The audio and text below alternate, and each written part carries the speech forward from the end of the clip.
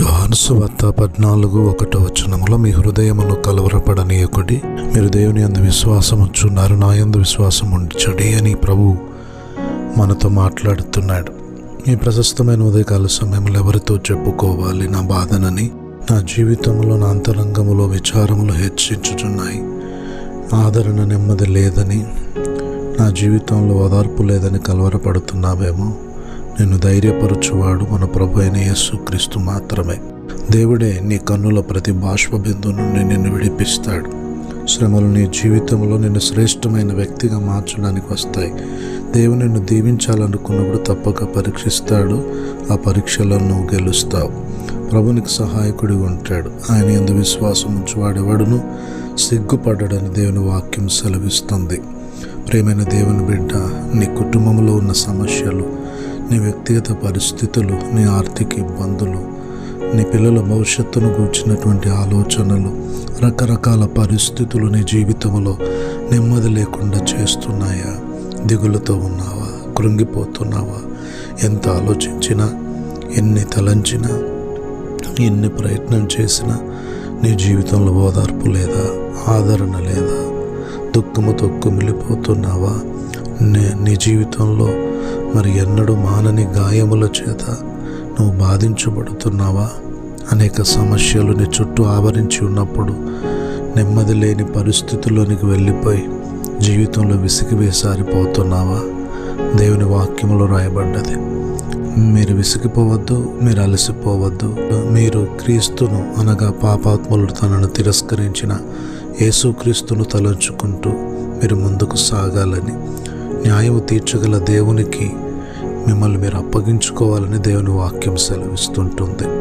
ప్రియులారా, 10 దినములు శ్రమ కలుగును, నమ్మకముగా ఉండము, నేను నీకు జీవ కిరీటం ఇచ్చేదనని ప్రభు సెలవిస్తుంటున్నాడు. కనుక ఈ మాటలు వింటున్న నీ జీవితంలో ఆయన నిన్ను చూడట్లేదని నువ్వు అనుకోకు, నీ పరిస్థితులు మార్చడని నువ్వు కృంగిపోకు. ఆయన తన కార్యమును తన పద్ధతిలో జరిగిస్తాడు. ఆయన ఎప్పుడు మనల్ని అనాథలుగా విడువాడు. ఆయన మన చెయ్యి విడువాడు.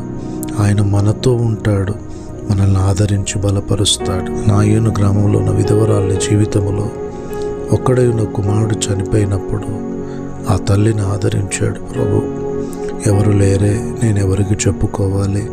నా బాధలు, నా సమస్యలు ఎలా తీరుతాయని వేదన పడుతున్న విధవరాలి జీవితంలో ప్రభు గొప్ప నెమ్మదినిచ్చాడు. ఆమెను దర్శించాడు. అమ్మ, ఏడవద్దని చెప్పి ఆమెకు ధైర్యం ఇచ్చాడు.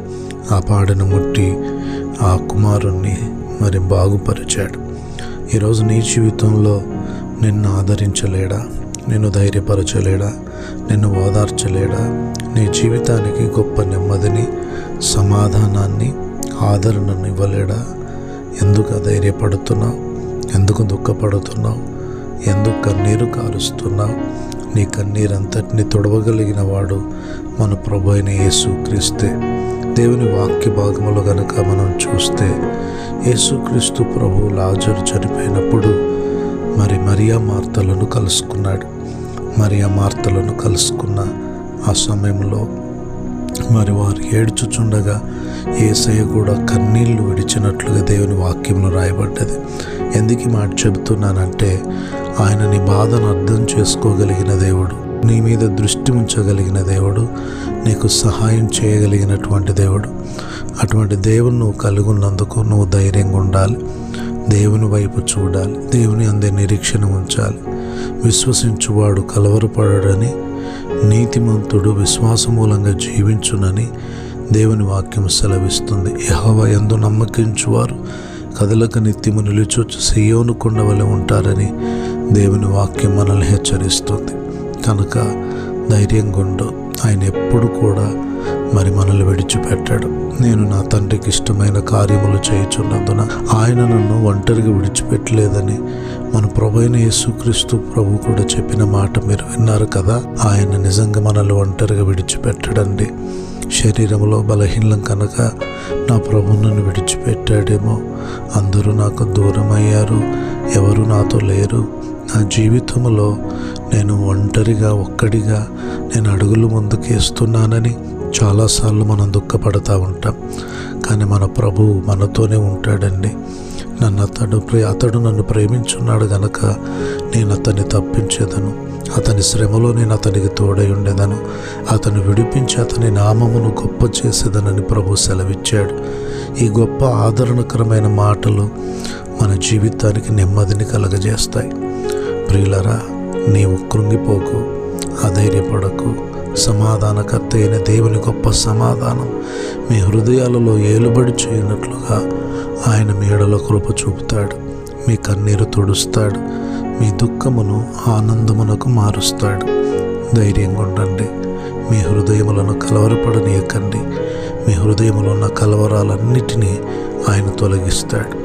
యేసు ప్రభు ఆయన శిష్యులు సముద్ర మార్గం గుండా వెళ్తున్నప్పుడు ఘోర తుఫాను మరి ఆ యొక్క సముద్రంలో లేచినప్పుడు నావ బద్దలైపోతుందనే భయముతో శిష్యులు కలవరపడుతున్న సమయాల్లో ప్రియులరా, మన ప్రభు అయిన యేసుక్రీస్తు ప్రభు ఆ యొక్క ఎగిసిపడుతున్న అలలను, ఆ పొంగులను, ఆ కెరటాలను నిలిచి గద్దించి సముద్రమును నిమ్మలపరిచాడు.